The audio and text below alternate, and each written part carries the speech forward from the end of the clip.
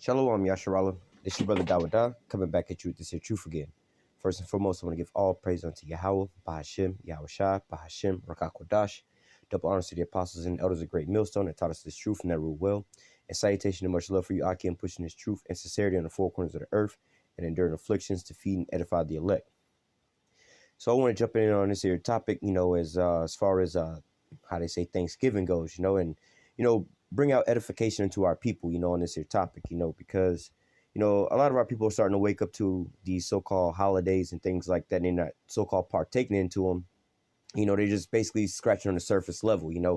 They'll stop celebrating Christmas because it's a consumer holiday. It's just about buying all this merchandise or whatnot. But nevertheless, a lot of these so-called holidays, all right, are really these are unholy days, more or less say, because that's where a holiday comes from. It comes from a holy day. We have high holy days like the Passover, right? That's a high holy day, okay. But nevertheless, here they celebrate these so-called holidays or these unholy days, all right. But they also have origins and meanings to them, all right. The origins and the meanings of these stories aren't, how do you say, they're not taught in the mainstream, in public. In the public domain, you all of us went to school who was all indoctrinated with these holidays and things like that. Right now, the kids are out of school for what? Observing Thanksgiving, for the Thanksgiving, I don't know how they call it, Thanksgiving Day holidays or whatever, So if your kid went to school or you went to school here, you know about this. They tell you about how the pilgrims came over here and they settled on the land, so on and so forth, and they tell you about this, they sat down with the so-called natives, they had Thanksgiving, and this was the feast that we celebrate until this day, But nevertheless, these are all lies that was told to us, And I'm gonna play a little bit of this here video. I'll play this whole video, 6 minutes long, and we're gonna go into to some scriptures about the same thing, But this is coming out of, people wouldn't want to take this out of our own mouth, but nevertheless, and you can hear it out of the so-called Native Americans' mouths, all right. But nevertheless, let's I say so-called because they're actually the tribe of Gad, But nevertheless, I mean, also to dispel a couple other things, they're not going to tell you about it in this here video, but it just came to my mind. I would have looked it up. But nevertheless, the ritual that you celebrate with that Thanksgiving Day turkey, first of all, there's a couple different rituals that take place on Thanksgiving Day that people don't realize, What do these Americans tell you about, Thanksgiving? Good food and football. Food, family, and football, right? So the family, this guy here will pretty much talk about that, where the Thanksgiving talk comes in at, right? Football, right? Which, first of all, predominantly the majority of people that's in an NFL is Jake, right? Now, according to our law, we're not supposed to even be touching like dead flesh or dead swan's flesh. We're not even supposed to be touching that, right? What is the football made out of?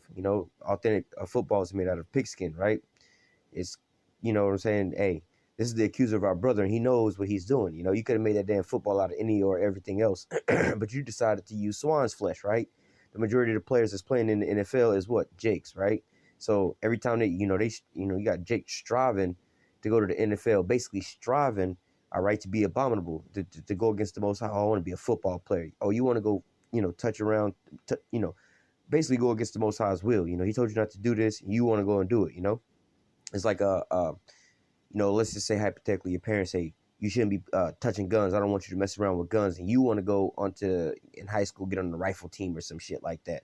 Go into the military or something like that. Go collect guns. Like when you going against what your parents say, don't touch guns. You want to go to the far extreme, But nevertheless, the dealing with the food, the ritual that you do, right?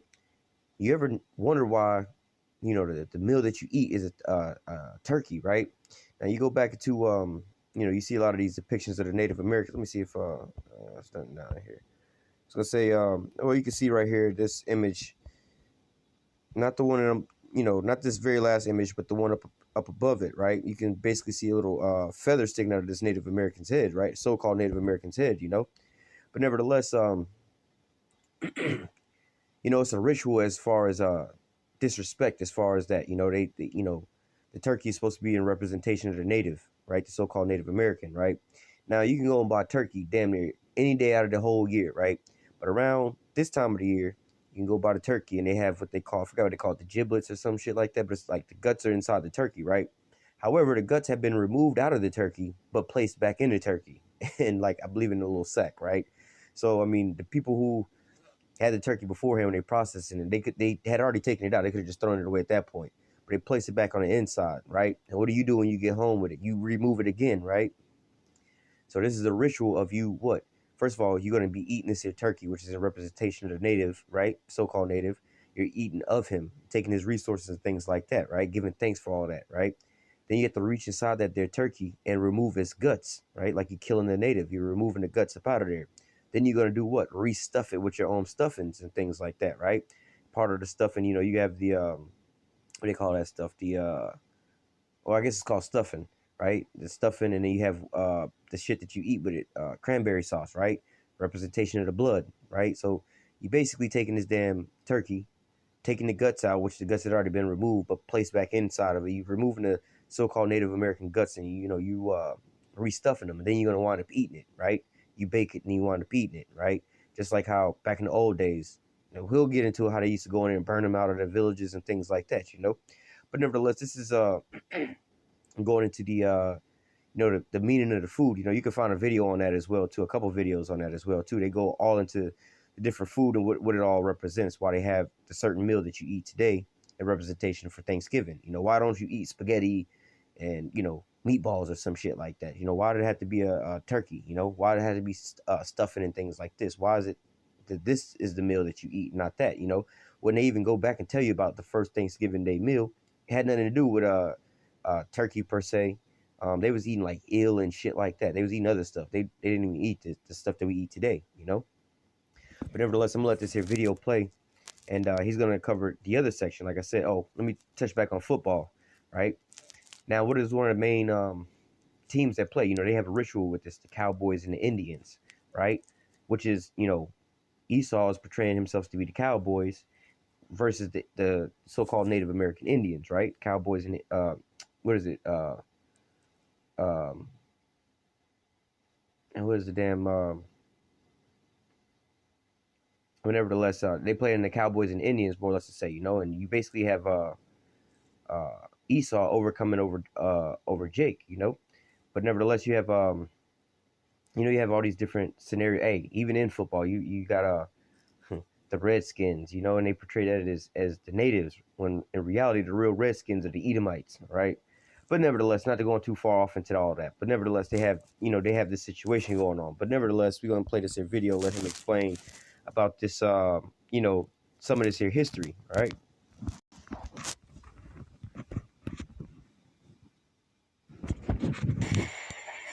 One of the stories you talked about was of the Native American being over 10 million at one point, now to less than 1 million.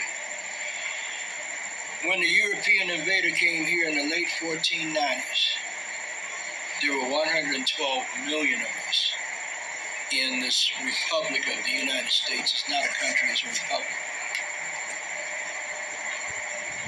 And in less than 500 years, through genocidal practices, through the introduction of diseases that we had no immunity to, and other evil things that he put, arrogance, greed, our numbers went from 112 million to less than 1 million by 1930. How do you... I'm not going to keep jumping in too much, but nevertheless, hey, for people who don't think that, the Northern Kingdom is the Northern Kingdom, all right, the Kingdom of Israel is the Kingdom of Israel, why are these people under the curses as well too, man? All right? And they genocided them all the way the fuck down, Then they talk about 100 million of them, right? But in actuality, it was way more than that, because they only really talking about like the tribe of Gad, right? But now if you go into how you were saying, like how they think today, not modern days today, but using the terms natives and Indians and things like this, right? You really have the whole Northern Kingdom was over here, right? So you have like like you go into it, they have more than just the so-called North American Indians over here, right? You also had like the Taino Indians, which pretty much goes into like Ephraim and all of them, But and they was genocided down. I believe they was genocided down to like the number of 500. It was only like 500 of them left. All right. And then with their names, they was a fruitful bow. They repopulated back to where they are today. But nevertheless, you had you also you also had like Issachar out here as well too, And these numbers aren't accounted in this here 100 million that they're talking about. All right, this is just basically talking about just the North American Indians. All right, hey, hell, they're not even talking about the Gadites, right? Because Gad is a, or not Gad, Salakia, the Reubenites. The Reubenites are the Seminole Indians. All right, so-called Seminole Indians. All right, but nevertheless, and there was something a little different that happened to them versus, the so-called North American Indians. All right, because hey, Reuben wasn't really conquered like that. They didn't really win the war against them. They was like the ones that pretty much they was pretty much beat down, but they wasn't, they didn't want up losing everything like how Gad did. And in reality, you can find a whole lot bigger populations of these Reubenites or so-called Seminole Indians than you can so-called Native American Indians, right? And again, these are all bywords, which is the curse, and they'll tell you about how to rename them at birth, but these are all bywords just in Deuteronomy to tell you about that, all right? But nevertheless, and he'll tell you about how these people was all changed their names and everything like that, and then don't let it be a stumbling block, or they changed them into mulattoes or so-called black people, whatever, whatnot, and so on and so forth. Yes, the so-called natives were actually a lot darker than what they are today. All right, because they went through some mixing and through these schools. I forgot what they would call them. These boarding schools that they put them through. All right, they was lightening them up or whatever. Now they'll tell you in here how they try to take away their identity. All right, now Reuben, for the most part, Reuben still. I mean, hell, like if you've seen, there's videos of me on the internet and us going to camp. But if you've seen me, the Reubenites look just like me. You know what I'm saying? They pretty much lack facial hair. All right. Because this is something that they just genetically don't really grow as facial hair, and I live in an area where there's not far from an area where there's these two cities inside of a different city, all right, where it's predominantly nothing but Reubenites, all right? If you talk to the elderly people, they'll all tell you that they're so-called Seminole Indians, all right? But if you just happen to be riding through and looking out the window at these people, you're like, it's just a bunch of niggas outside, like a bunch of so-called black people outside, right? But they're not so-called black people. They're actually Reubenites, all right? And there's a population of these people, right? Two of these cities, one of them is called Onico, Florida. The other one is Samoset, Florida, right? Both of these cities are inside of a different city called Bradenton, Florida, right? They're not even real cities, but they cities, right? But nevertheless, this is pretty much like the hood, right? These are all, and you can go look at an older map of where the Seminole Indians were, and you place that on top of the map here. That's where the Reubenites are, right? Just like here in Tampa, we have the Seminole Hard Rock Casino. This is Seminole Indian, so-called Seminole Indian or Reubenite land where we live at, right around where we live at. There's also another little preserve park not far from where I live called Emerson Point. And when you pull up to this here park, one of the first signs that you see, it says the Trail of the Lost Tribes, and they have a face outline of a so-called Native American Indian there. And they have a lot of signs in there that tell you a little bit about these people's history, all right? But nevertheless, not going too far off topic, just going into how some people think that, the Kingdom of Israel ain't part of, the nation of Israel, the Northern Kingdom, the so-called Latinos and Native Americans. They're not part of the nation of Israel. Like they have their own kingdom. There's it's more of them than it is of us. As far as the tribes go. The Northern Kingdom consists of 10 tribes. The Southern Kingdom consists of 3 different tribes. All right, Benjamin, Judah, and Levi. All right, but continuing on in the video. Killed 111 million great people. Loving people that are willing to share whatever they have, regardless of how small it is or how much they have. Hey, is that not a trait of Jake? Jake don't really be having much of nothing, but he'll always break his homie off with something, Jake wound up getting something. Hey, just look at Jake in the hood. Jake be done hit a lick, and he been gave his homie some, whatever it is, even though the homie wasn't with him on a whatever situation, Jake be over there eating or whatever, whatnot. Hey, cuz you want some? You want a piece of this or whatever, whatnot, That's just compassion that Jake got, Esau ain't sharing shit with you unless it's gonna cost you. It's gonna always cost you. How do you do that? That's a genocide you don't hear in the history books. Absolutely, and another form of genocide that they practiced on us was paper genocide. Now I'm gonna let you read this. This is what I'm talking about with the bywords, proverbs, and bywords, right? It says area where paper genocide or reclassifying Indians to black, white, or mulatto was first practiced by government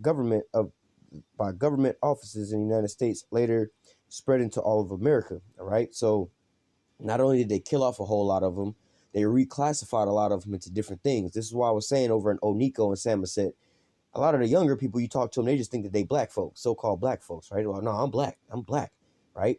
But then when you talk to the elderly people, they already know, and you could tell by their traits. You know, they had the long hair where it's braided, and, you know, they just have long hair, and it look different. They look a little different. You can even tell they look a little different. And again, when you get to these like natives, is you don't really find any images of so-called natives with like facial hair, right? This is how you can tell between the Issacharite and the Gadite. Issachar, or so-called Mexicans, they can grow beards and facial hair, right? Genetically. When you get over to Gad, you don't really see none of them with facial hair, beards like that, right? Same with the so-called Seminole Indians, right? The Reubenites, same way. But these people still look like they pretty much black, you know? But then you have, you know, where you see some black, so-called black people, black men who can't grow facial hair, beards, or anything like that. More than likely, they're a Reubenite, man. All right? Because that's just, you know, going into their, you know, how they, their so-called DNA, you know? But nevertheless, continuing on. Hey, and this is also why you hear of a lot of people, so-called black people around in the South, the southern states, you know, Georgia, Alabama, Tennessee, and things like that, the Carolinas. Some, like when you get to the older people, not the younger people who just don't want to be, you know, associated with the so-called black history. You know, you'll talk to a lot of these people like, no, we go back to Indians. You know, we go back to this Indian or that Indian, so on and so forth. In which, in reality, like you could tell again with some of the features or whatever, whatnot. Like, okay, actually, you actually might go back. You know, when I was growing up, I used to just think that so-called black people didn't want to be associated with their history. So this was the cop out. Oh, yeah, we native. We ain't even black. We native. Whatever, whatnot. But hey, once you do a lot of this history and stuff like that, and searching into it, a lot of them actually are not a. I use the tribal names. A lot of these so-called Judahites or Jews, they're not even Jews. They actually like Reubenites. You know what I'm saying? But they still the children of Israel, but they're just from a different tribe. They just think they're this tribe, but they're from a different tribe. All right. There was a Dr. Arthur Plecker in Virginia,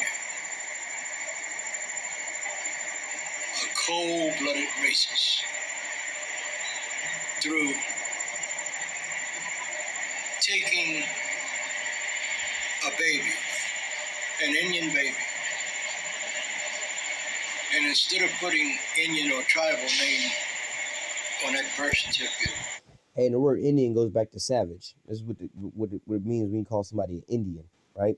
This is the same tactic they always been used throughout history, man. They have what do they call them people that was in Rome? Damn, I forgot what the name of them people were. But basically, you know, they always name them some kind of damn barbers, you know, barbarians and shit like that, right? And you have Indians, which means savages and stuff like that, right? Today they call them what? Terrorists, right? It's basically the same thing. It's just you labeling them some kind of name. Just like today, if you get labeled a terrorist, everybody already know he a bad guy. You can go ahead and kill him. Don't nobody give a fuck about that. This is part of the dehumanization in order to psychologically get you to kill other people, right? Because when you look at people less than human, you disregard the humanity inside of this, and you just kill them for no reason. Just like how, you know, some people may have problems with killing another person. I don't want to do all that. You know, you see movies where people be like, I can't pull the trigger, whatever, whatnot, right?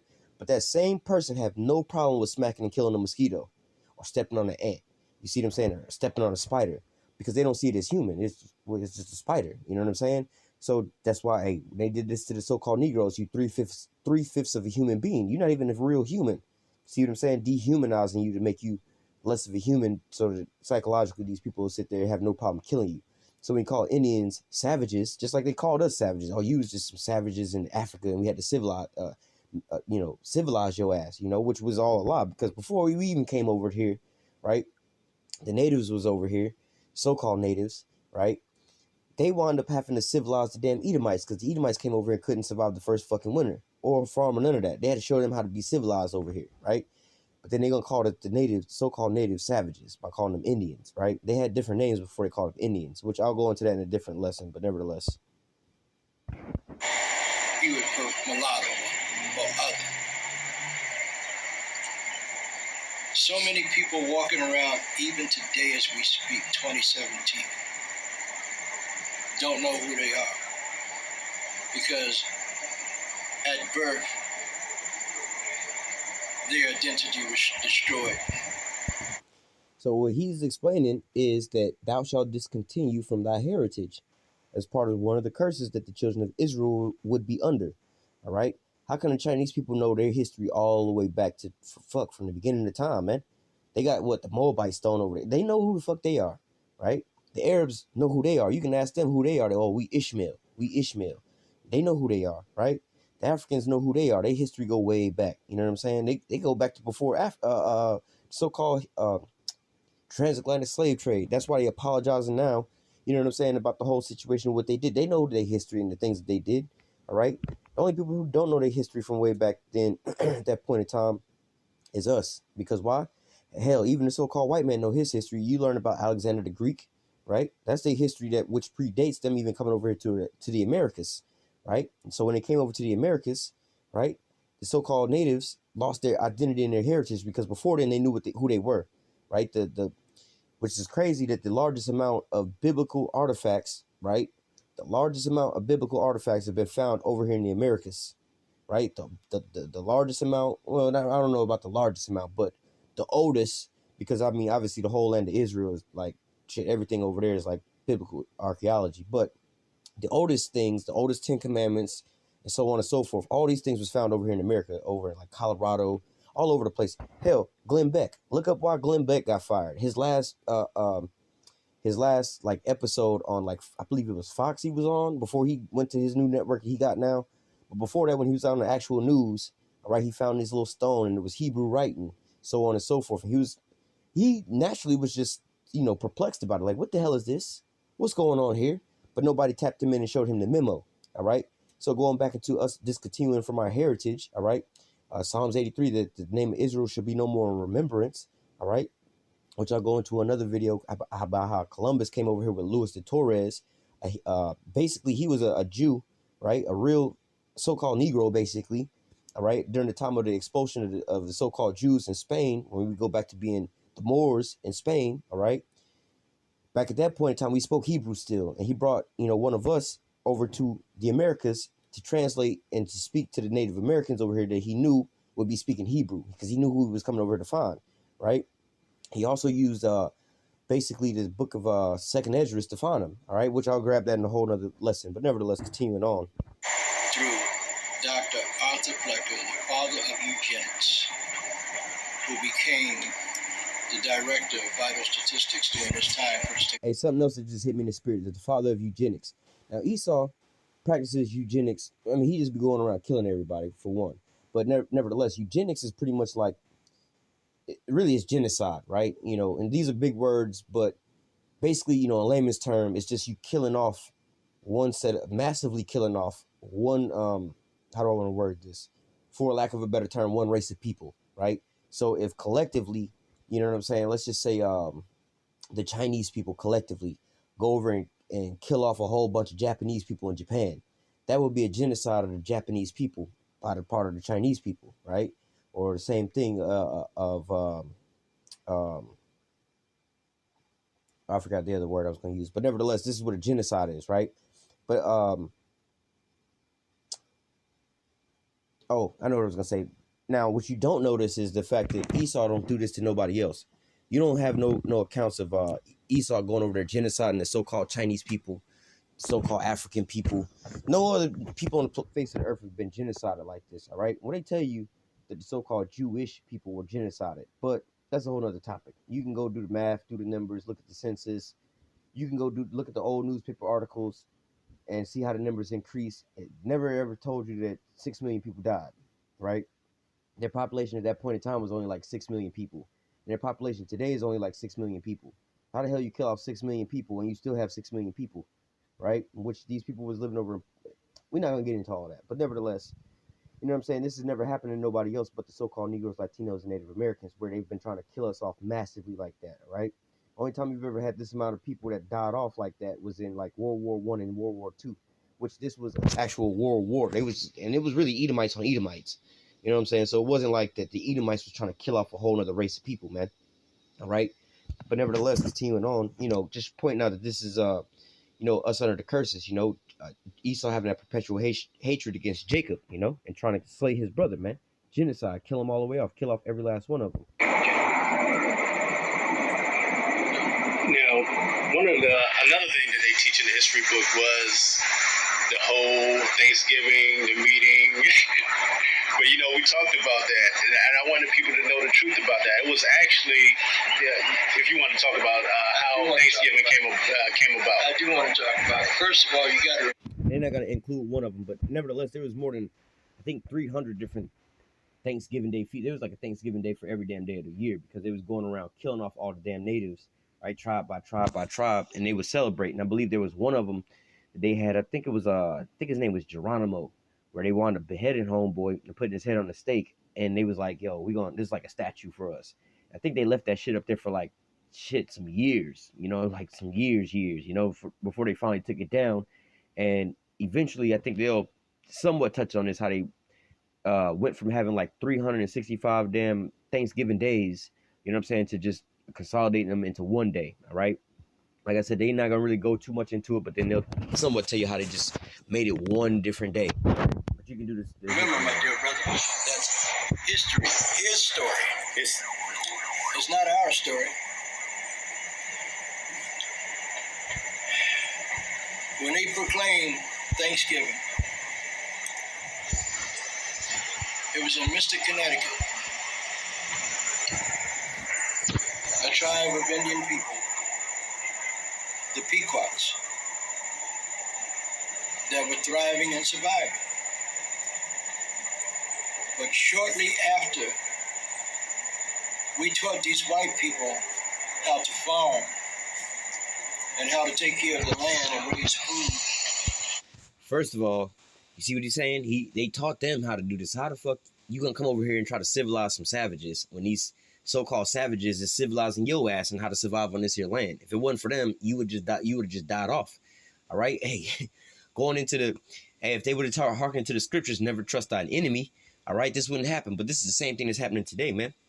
You trusting your enemy and being around these Edomites and stuff like this, and then all of a sudden they take all that you have and leave you out there destitute. Then you be looking all sad face like, what the fuck happened? Hey, man, never trust thine enemy. All right. They got beside themselves. A few years after they started prospering, they decided that they were going to take their women and their children out to a big field and have a cookout celebration.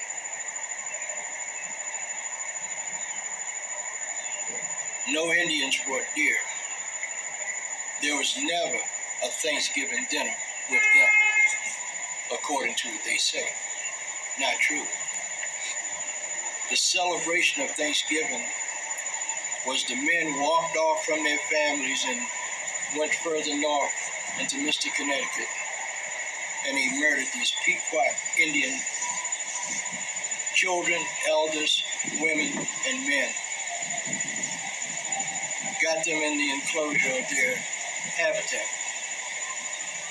They had built forts, per se, but that was only for the protection of their people. And they trapped them in where they couldn't get out, and they set it on fire, and they burned them to death. Then they came back.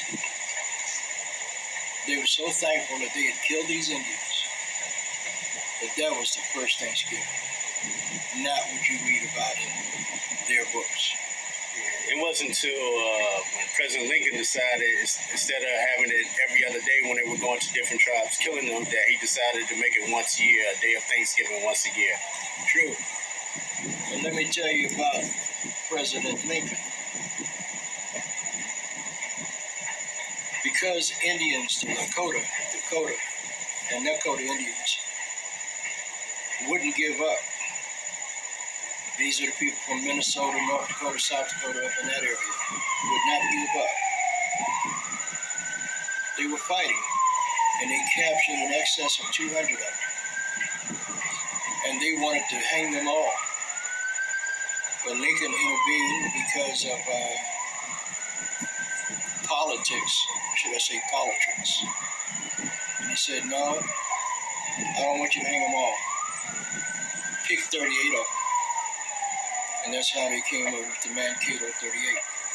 That was the largest mass hanging ever in this country, this republic.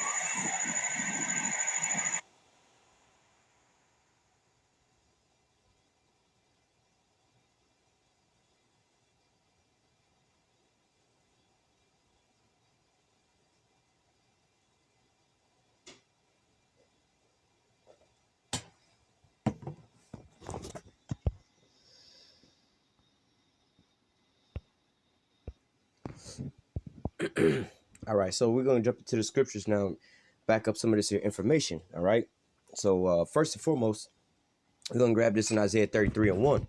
All right, because look, when you go further into the history of how the so-called white man made these treaties, I believe it was like over 400 treaties they made with the so-called Native Americans, right? They broke every last one of their treaties, right? And then also, like we was just speaking about how the so-called white man couldn't survive over here if it wasn't for the Native Americans teaching them, so-called Native Americans, teaching them how to survive over here on this here land, all right? And so this is Isaiah 33 and 1. It says, "Woe to thee that spoilest, and thou was not spoiled, that dealest treacherously, and they dealt not treacherously with thee." All right. So look, this is exactly what happened. All right. So-called natives came over here, you know, with open arms, you know what I'm saying, and you know, you know, giving them gifts and things like that, and so on and so forth. You know, bringing them in and showing them how to farm or whatever, whatnot. Right. But how did the so-called white man pay the so-called natives back? All right. They wound up killing them all off, man. Made these agreements with them, then wound up killing them. Look at them now, man. They had the whole. We're going to speak about the North American, the natives in America, in the United States, right? They had the whole United States, and you can look up a map about this. I want to say you could probably look up 100 nations or the Native American map of America, right? And you'll see that it was basically 100 different nations inside of what you call the United States, right? Now, there was more than just that. You know, you had the natives that was actually in like Canada and all over all of the Americas. All right, everything over on the Western Hemisphere was all so-called natives living over here, right? Really, you had the whole Northern Kingdom, all the 10 tribes was living over here, right? So this is Isaiah 33 and 1 again. "Woe to thee that spoilest and was not spoiled." All right. See, the so-called natives didn't rape, rob, and murder the so-called white man. The so-called white man came over here and raped, robbed, and murdered his ass, right? "And dealest treacherously, and they dealt not treacherously with thee." Like I just said, when thou cease to spoil, thou shalt be spoiled. And this is what's kind of going on right now, man. All right, Esau is still pushing and spoiling these other nations. You see this with all this regime change. All right, but look, as the scripture also say, when he's about to fill his belly, all right, then the Most High is going to rain it upon him while he's eating. Talking about those thermonuclear missiles, right? There's going to come a point in time where Esau is pretty much about to have everybody in subjection, all these other nations that he wants in subjection, all right, or he's about to finish that little plan. That's when he's going to be spoiled, all right? And then also, this is a point in time right now where Esau's talking about, oh, we all need to be peaceful, whatever, whatnot. Let's forget the past and forget all this, and we all one, and so on and so forth. There's no more races. We all one human race. So now that after they conquered everybody, they want everybody to become one people up under them, all right? So this is when, you know, the Most High is about to start bringing down this judgment on these Edomites, right? So it says, "Thou shalt be spoiled, and when thou shalt make an end to deal treacherously, they shall deal treacherously with thee." All right. So I'm going to go from there to, I quoted this. Let me try to find it real quick. Deuteronomy 28 and verse, let me find it real fast.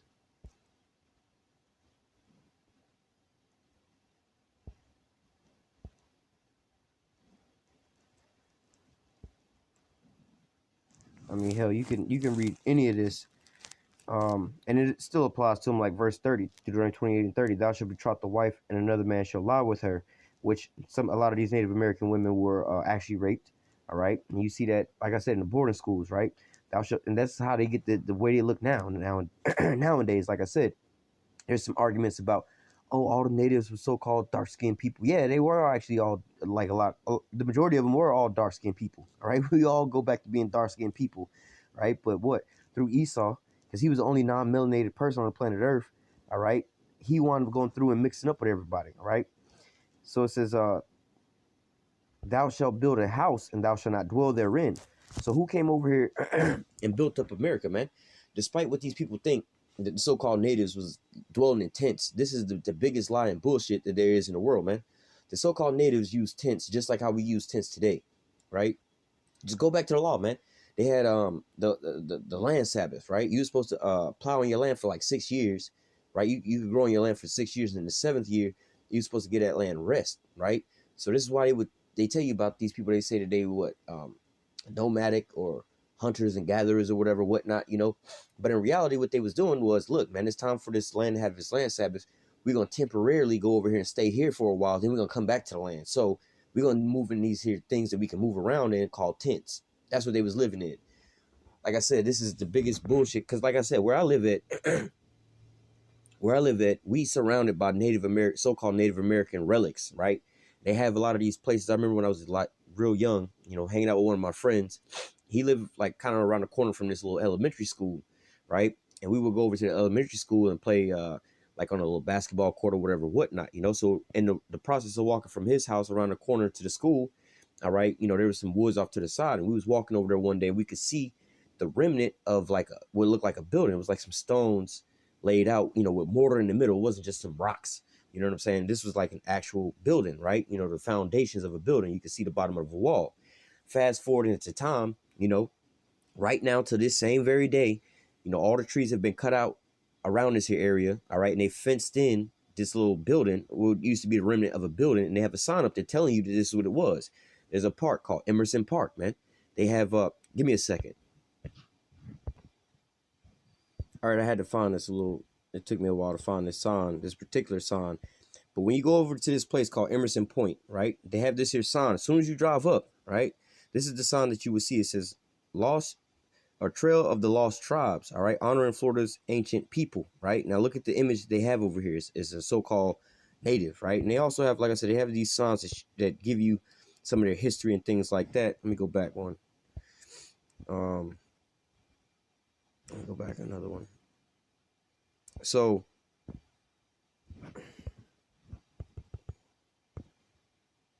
now this is what it looks like out there, right? A lot of area and land and things like that, right? Whole little island, right? Now they also have, this is part of this building over here. When you walk down this here trail, let me see if I can find some of these stones.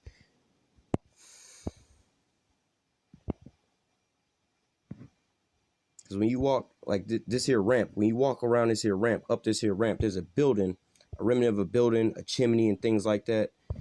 Let me find it.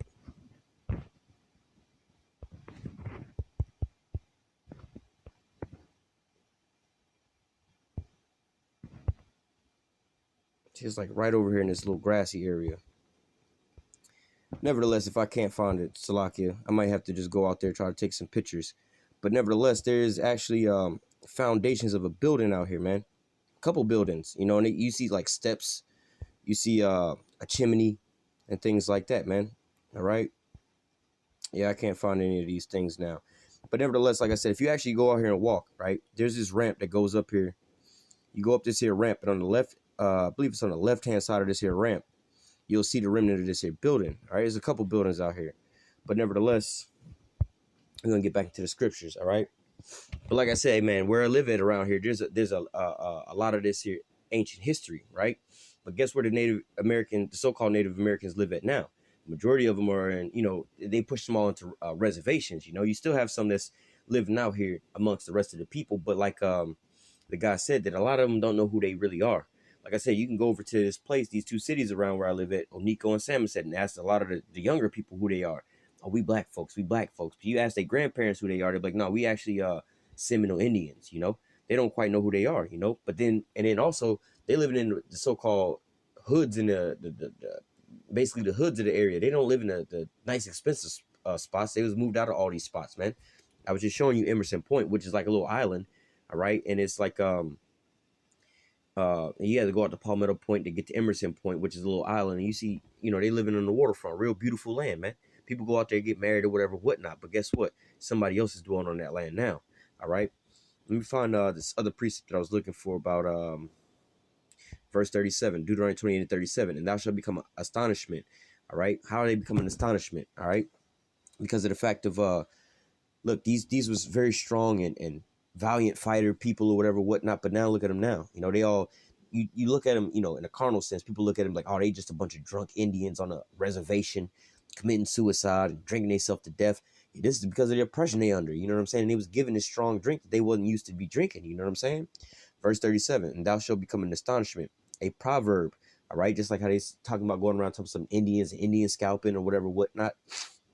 and a byword among all the nations, whether Yahweh shall lead thee. All right. And again, what does the word Indian go into? It means savage, right? That's what the hell it means, right? They call them savages, right? So let me go from there to the book of Amos.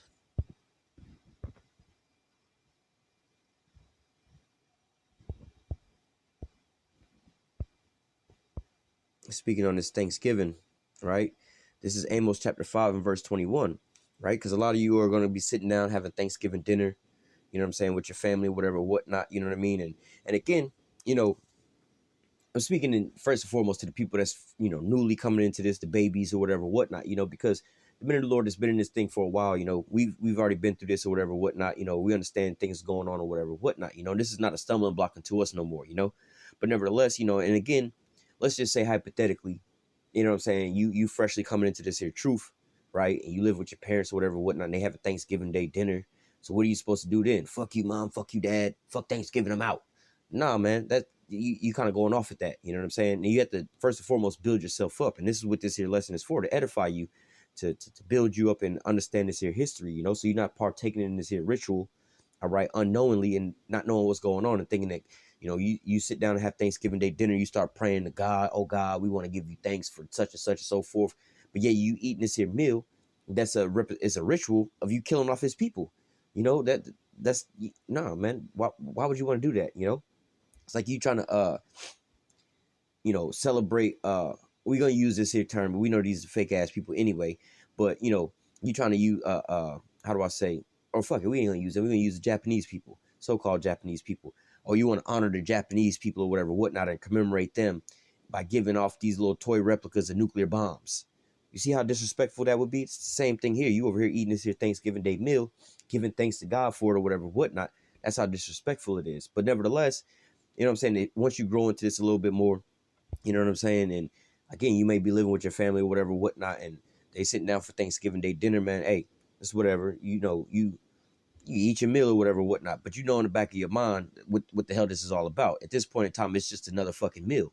You know, you know how they say you putting it up on a pedestal. Nah, bro, it's just a fucking regular day, a regular meal. You know what I'm saying? Like, for instance, right? I go to work, I take me a turkey sandwich to work, right? For my little lunch every damn day. Motherfucking turkey sandwich. You know what I'm saying? We don't eat ham or nothing like that, so we're gonna take a turkey sandwich to work, right? Granted, if I eat turkey today, a turkey sandwich today, is that making me? No, man, it's a fucking turkey sandwich, man. I'm not sitting over here. Oh, let's go do this and go do that or whatever, whatnot for this whole ritual. All right, that's where you start going off at. All right, when you putting it up on a pedestal for this here situation, you know what I'm saying? Or say for instance, Christmas come around. You know how everybody had their little Christmas trees and the gifts and so on and so forth. You in that Christmas spirit, man. But at the same time, you know, Christmas is coming around, you know, things are on sale or whatever, whatnot, you know, hey, I needed this anyway. I might as well go ahead and buy this now while it's on sale because it's just fucking on sale. Not for Christmas, not to wrap it and put it under the tree and go all into that spirit, but shit, the shit is on sale right now. I'm gonna go ahead and pick it up because I'm gonna get this here discount, you know? Or for instance, you know what I'm saying? Like, hell, my peoples know I don't celebrate no Christmas and no shit like that. But hey, it's a good opportunity for my mom to be able to buy me some new socks, new t-shirts and shit like that. You know, all right, well, I can get you some socks and some t-shirts. Cool, no problem. But just don't be expecting me to get you nothing. You already know how I get down. I don't celebrate. They already know. They already know he don't celebrate this, but so on and so forth, you know. Same with this Thanksgiving Day, you know. I know friends of the world and family or whatever, whatnot, they're like, nah, he don't deal with none of that Thanksgiving Day shit. But we'll send him a plate so that because we know he gonna pretty much be by himself today and he probably ain't gonna have none. We'll send him a plate. I appreciate the food because I was hungry and it's some food. I'm gonna fucking eat it. You know what I'm saying? But I'm not finna be sitting here. Let me just read the scripture. All right, this is Amos 5 and 21. I despise your feast days and will not smell your solemn assemblies. Right? So you trying to have a so-called feast day, giving thanks unto the Lord. This is that whole ritual. That's where you get in that spirit. Oh, we want to give thanks for. So ask your everyday Jake what Thanksgiving is to them. What do you do on Thanksgiving? If you was like from out this country, right? You came over to America and you trying to figure out what the fuck Thanksgiving is about, right?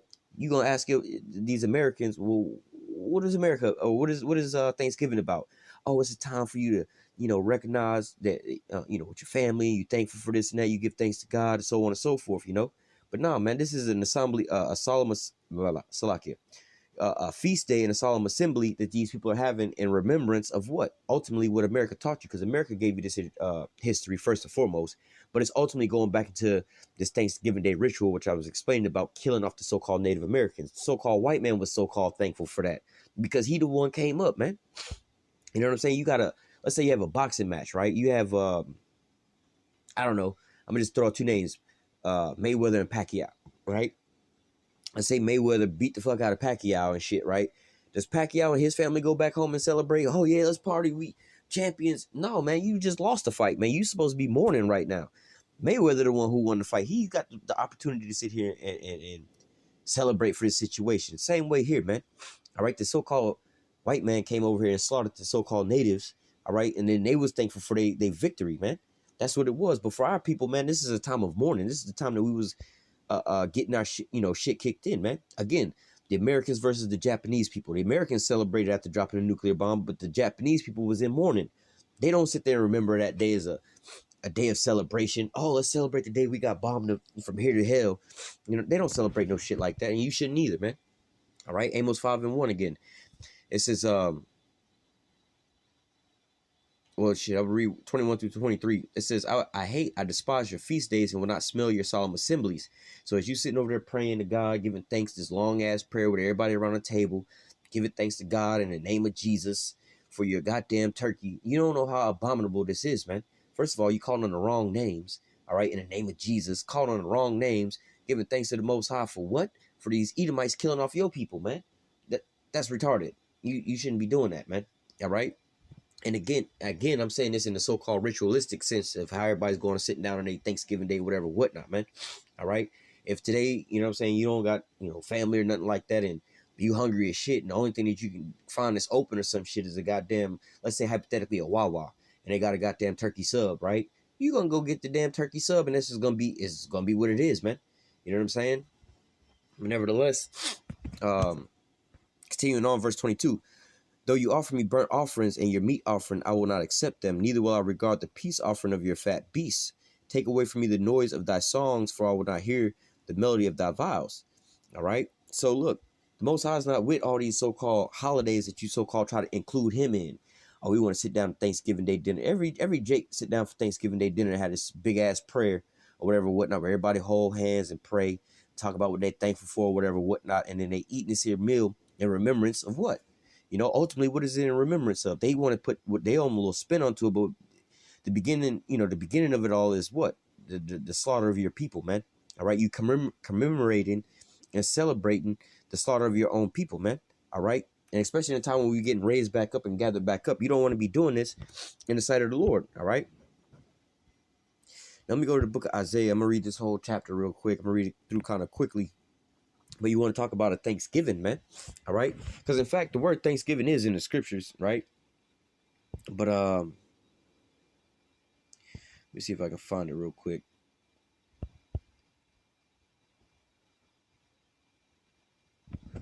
Which is going into basically what the word breaks down to. All right.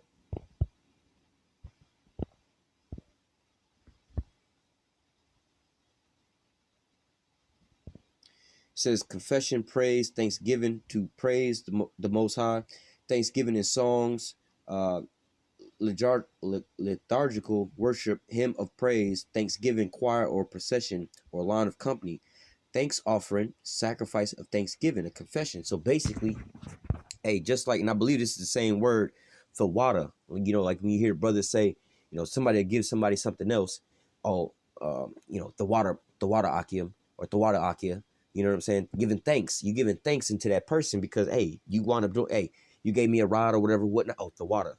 You sent me a script or whatever, whatnot, to bring my spirit up because I was down. The water. You know what I'm saying? Or the water, YAHAWASHI, YAHAWASHI, man. Giving all, call halal, YAHAWASHI, YAHAWASHI, the water. Giving all praise to the Most High and His Son and giving thanks, the water, Thank you for what you've done for me, Now, what has the Most High done for you? All right. He didn't, well, we were under the curses. That's why Gad got what Gad got. You know what I'm saying? But nevertheless, this was because we was going off, man. You know what I'm saying? You don't disobey your parents and then your daddy beat your ass. And then thank you, Pops. Thank you for when you get older, you will thank your parents for the shit that they did for you. I know I did. I called my dad when I got older, like, thanks, bro. for the discipline and shit. That's why I ain't all fucked up now, you know. Ultimately, it's the Most High, but thank you for training me up in the right way, you know. I appreciate all the you know, all the times you discipline me or whatever, whatnot. But in the regular sense of a child at that point in time, when you be spanking their ass, they're not giving thanks right then at that point in time, man. All right. But we're gonna go into this here Thanksgiving, all right? A real Thanksgiving. Isaiah 51:1. Because you also have to think about the time that we in right now, all right? We about to get up out of captivity, right? It's just, how are you giving thanks while you in captivity like that over this goddamn meal of you going into captivity, all right? Because this was ultimately the beginning of Gad and the so-called natives going into captivity again at this latter point in time, all right? Isaiah 51:1. Hearken to me, ye that follow after righteousness, ye that seek the Lord. Look unto the rock wherein ye were hewn, and to the hole of the pit where you were digged. All right. Look back to your foundations, man. Look back to your beginnings, man. Look back to the origins of all these different things, man. All right. You can't just be sitting here celebrating shit that's been going on for so long and don't know the origins of these things, man. All right. Look back to your own history. Oh, you trying to create, oh, I'm just human, I'm just American. No, man, you had a history before all of this, man. And these people that's got you over here trying to mix with them is the ones who was committing all these atrocities against you, man. You need to tighten up, man. Wake up. Be sober, man. Verse 2. Look unto Abraham, your father, and Sarah that bear you, for I called him alone and blessed him, increased him. All right. So it was, hey, we not all the same, man. Well, we all come out of Adam, but so did the people that the Lord chose, man. Going through the line of Abraham, Isaac, and Jacob. All right. Verse 3. For Yahawah will comfort Zion. He will comfort all her waste places and will make her wilderness like Eden. All right. Now, what is the condition of Israel right now, man? We all fucked up in the hood and in the projects and in fucked up scenarios, man. We still under the oppressor right now. We still in captivity, right? So it says, for Yahawah will comfort Zion, and he will comfort all her waste places and will make her wilderness like Eden, right? So we was basically kicked out of Eden, out of paradise. But what? We about to go back into the kingdom. We going into the kingdom of heaven. This is why we're going to be giving thanksgiving unto the Most High. This is why we're going to the water YAHAWASHI for salvation. You know what I'm saying? Oh, we're going to give thanks. You know what I'm saying? Hey, the water. You know what I mean?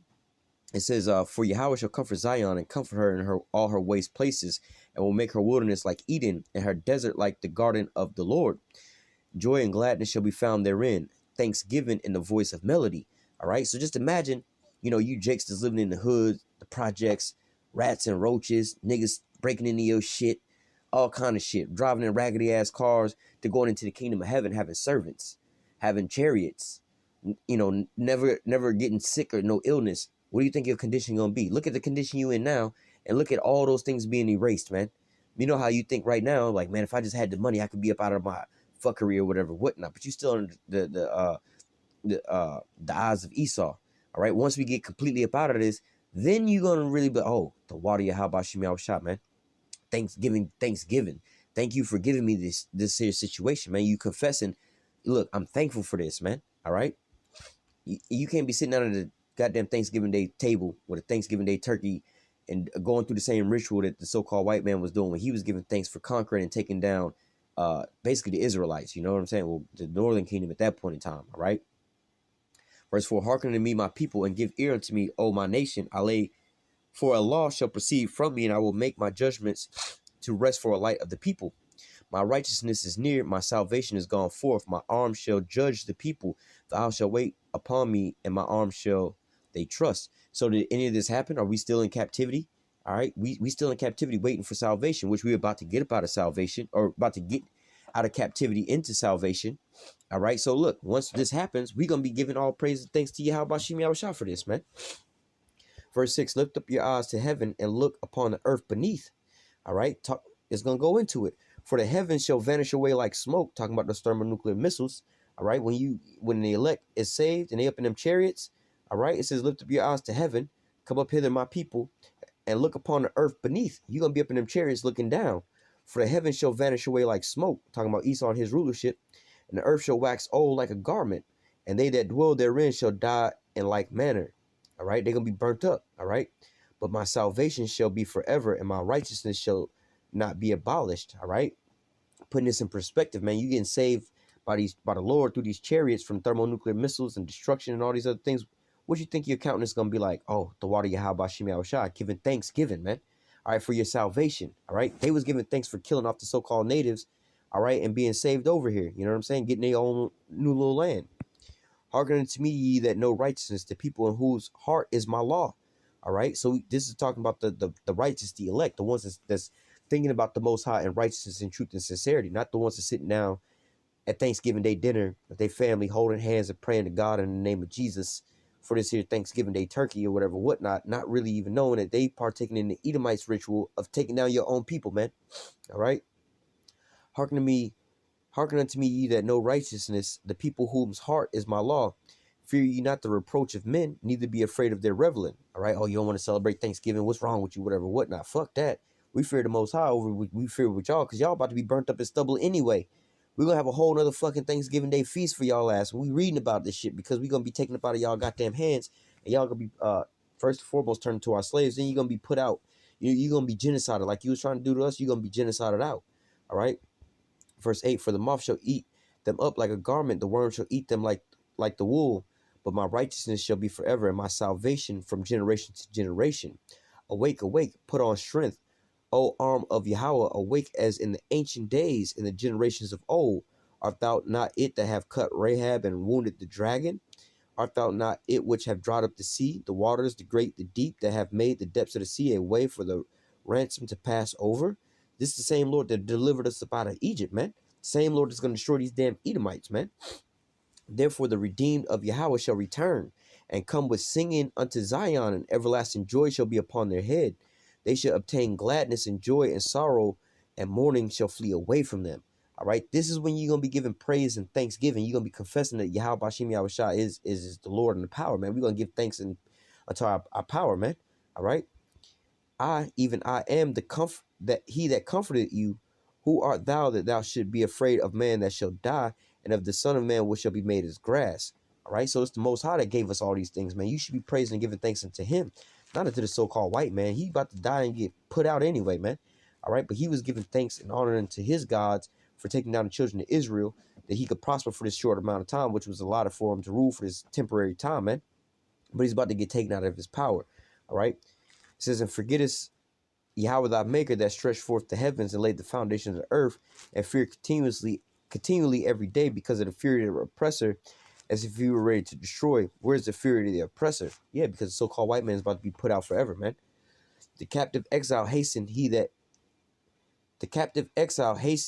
that he may be loose, and he should not die in the pit, nor that his bread should fail. All right, and that's what the elect is doing right now, man. We're not giving thanks that we got over to this here land, and we living over here in America right now in the way. That's what they Thanksgiving Day is celebrating right now, man. The so-called white man taught you about that, man. And I'll give you an example about how when the so-called white man speak, it don't necessarily include all of us, right? Like how they say they believe in the Second Amendment right, the right to bear arms. But under no circumstance can Jake really bear arms, whether he got it legally and got no kind of criminal background. He's got his concealed weapons permit. We seen a case like that where an old boy got shot in the car for that. Man, he told the police, look, man, I got my concealed weapons license, and I also got a concealed weapon inside the car. All right. Now, if he was planning on killing the cop, he wouldn't have told the cop that. He would have just reached for his shit and shot his ass, man. All right. But yet and still, he wound up being killed over that same scenario, man. All right. Or like in the same way, like when I first moved to Florida, they would always say, when you go to the beach, make sure you have your sunscreen, your sunblock. I didn't know they was talking to the Edomites. You know what I'm saying? I just thought they was talking to everybody. But what? The Edomites don't have the melanin in their skin to be able to protect them from the sun. This is why they get sun cancer and shit like that, and all these different things from the sun. All right. But Jake don't get that, but they didn't say on a commercial, all right, we talking to the so-called white people only, or we talking to the Edomites only. Y'all need sunblock. You Israelites, y'all don't need sunblock. You so-called Negroes, Latinos, and Native Americans, you don't need sunblock. No, the commercial just said, hey, when you go to the beach, get your sunblock. You have to be able to decipher and discern who the fuck is talking and who they talking unto. Just like how the Lord say, look, for God so loved the world that he gave his only begotten son, that he that believeth in him shall be saved, right? That's the only talking to the children of Israel, man. All right, that's who they talking about, the world of Israel, right? Just like how if you at Walmart, you work at Walmart, and say whoever's the top seller or whoever bringing the most canned goods get a free vacation. Now, Johnny from up the block happened to walk in Walmart and see this sign, and he bring and back up a semi-truck full of groceries or whatever, whatnot, and donate that shit. You think he gonna get that vacation? You think he gonna go on that cruise? No, he's not an employee of that establishment. Or like in football, I think that they had somebody who got fined for wearing some type of some too short pants or some shit like that, right? However, if there was a fan out in the crowd? How come they don't find any of the fans out in the crowd for wearing too short of shorts or not wearing the right attire? You know, they're supposed to be wearing uniforms with the correct number on there, with the correct name, have helmets on, proper padding or whatever, whatnot. They don't cite the referees for not having the proper padding and wearing the right team uniform and wearing helmets and shit like that. How come they don't get fined? Oh, because the rules only apply to those that's playing in the game for the, you know, the two different football teams. So it's not for everybody. You know what I'm saying? It's the same thing that's going on when the Edomites speak about their Thanksgiving versus what the Most High is saying right here about his children about to be released from the oppressor, man. The oppressor's not going to be going into the kingdom of heaven and be given. He going into the kingdom of heaven, but he going to be a goddamn slave in the kingdom of heaven, man. All right? So you have to understand who's speaking and what perspective they speaking from when things are being said. All right? It says, verse 14, the captive exile hastened that he may be loosed. So-called white man is not asking to get freed out of his captivity. This nigga is the one that's ruling. All right? And that he should not die in the pit, nor that his bread should fail. But I am Yahweh thy power that divided the sea, whose waves roar, and Yahweh of hosts is his name. I have put my words in thy mouth, going into Ezekiel 2, Ezekiel 3, Ezekiel 37. I have covered Revelation chapter 5, going into Revelation chapter 14. I've put my words into thy mouth. I've covered thee with the shadow of my hand, that I may plant the heaven and lay the foundations of the earth, and say unto Zion, thou art my people. Again, I just quoted, you know, where you can find all these things at, you know, Ezekiel 2 and Ezekiel 3, eating this here roll and give warning to my people from me. You know, Ezekiel 37, raise up the valley of the dry bones, man. All right, that's laying the foundations of the earth. All right, talking about raising back up the Israelites in proper order. All right, verse 17, awake, awake. Stand up, O Jerusalem, that has drunk at the hand of Yahweh the cup of his fury, that has drunken the dregs of the cup of trembling and wrung them out. All right, and part of that was going into captivity under the so-called white man. All right, when Gad, the so-called Native Americans, was taken down by the so-called white man. Look, man, we ain't supposed to be giving thanks for that bullshit, man. That's our punishment, man. All right, you don't get wrongfully, well, not to say wrongfully convicted. You don't get convicted of a crime and go give thanks to the judge and the jury for giving your ass goddamn 35, 40 years in prison, man. Now, hell no, you'd be like, man, you either be like, fuck the judge, fuck the jury, fuck the DA and all of that.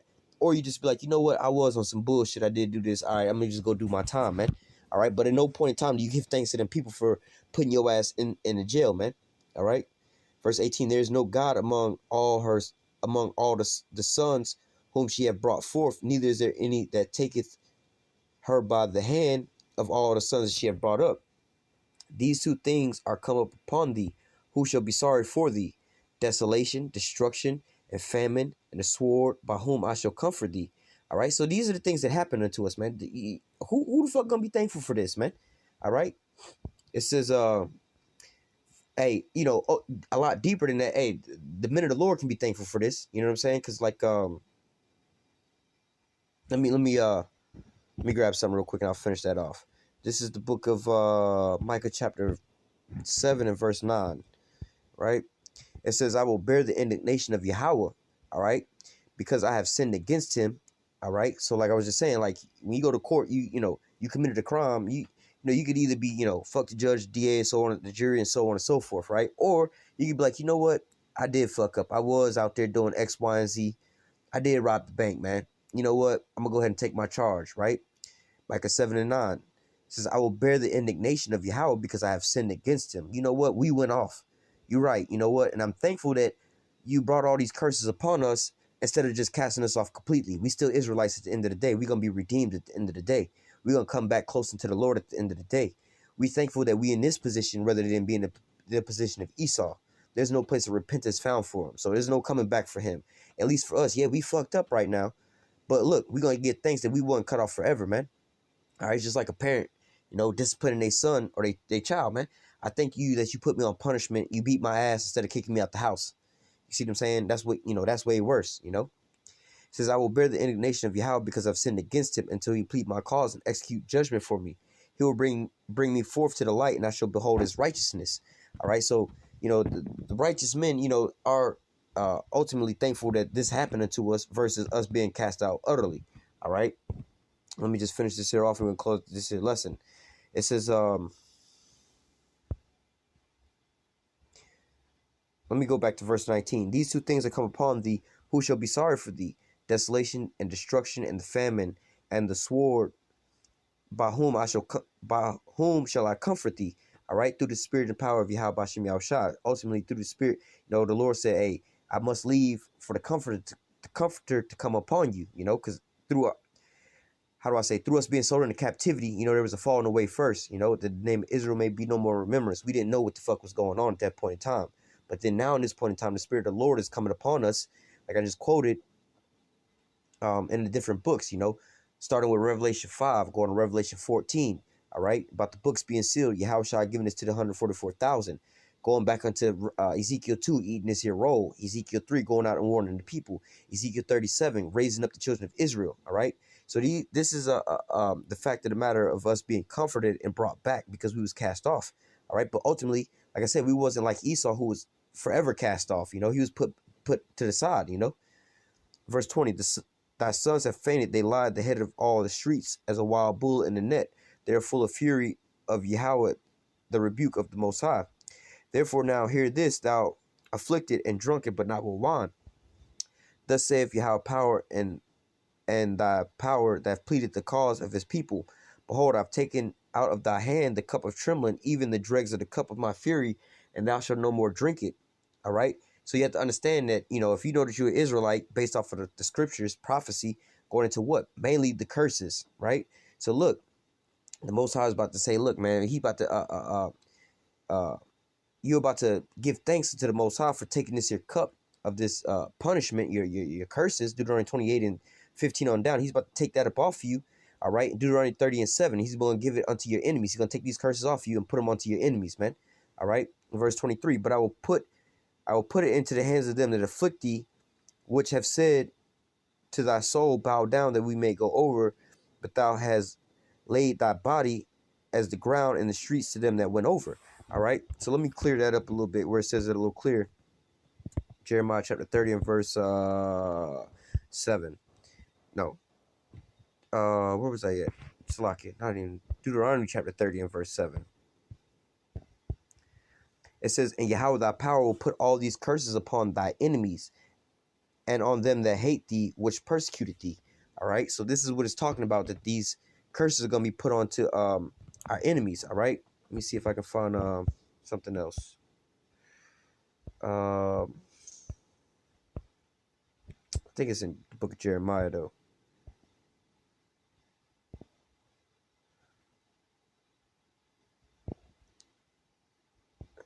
Yeah, I think it said better in Jeremiah, but this is Obadiah 1 and 16. For you are drunk upon my holy mountain, so shall all the heathen drink continually. Yea, they shall drink, and they shall swallow down as though they had not been. All right, going into the cup of the Lord's trembling. Let me try to find this real quick.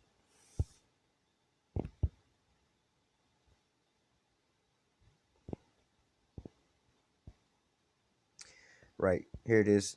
Jeremiah 49 and 12. For thus saith Yahweh power, behold, they whose judgment was not to drink of the cup have assuredly drunken. And that's what we just read about. We drank the cup of the Lord's fury and his judgment. All right. And it says, behold, they whose judgment was not to drink of the cup have assuredly drunken. And art thou he that shall altogether go unpunished? Thou shalt not go unpunished, but thou shalt surely drink of it. And we just read, yeah, you're gonna drink it all. All right. This is what we're gonna be giving thanksgiving to the YAHAWASHI Yahushua for. All right, coming and saving us and delivering us up out of the hands of our enemies. All right, and putting these here curses upon them. All right, when we enter to the land of or into the kingdom of heaven. All right, and we have everybody in the subjection. All right, that's when we're gonna be giving thanks. All right, but nevertheless, I wanted to bring this here out as far as a so-called, you got people celebrating Thanksgiving right now. All right, I wanted to go into a little bit, slightly a little bit of this here history, dealing with Thanksgiving in our people, man. All right, and the ultimate Thanksgiving that we're gonna have when the Lord is gonna ultimately bring us up out of this here land, out of the land of bondage, out of America and all the other places we were scattered. He's gonna put us back into our own land. That's when we're gonna be giving that ultimate the water YAHAWASHI Yahushua for that, man. That real Thanksgiving for delivering us up out of the hands of our enemies, man. All right, so with that, Lord willing, this here lesson was edifying to the elect. Until next time, I say, call halal Yahweh, Bahashim Yahushua, Bahashim Rakakwadash. Double honor to the apostles and elders of great millstone that taught us this truth and that rule well. A salutation, much love for you. I can push this truth and sincerity on the four corners of the earth and enduring afflictions to feed and edify the elect. Until next time, I say, stay strong and shalom.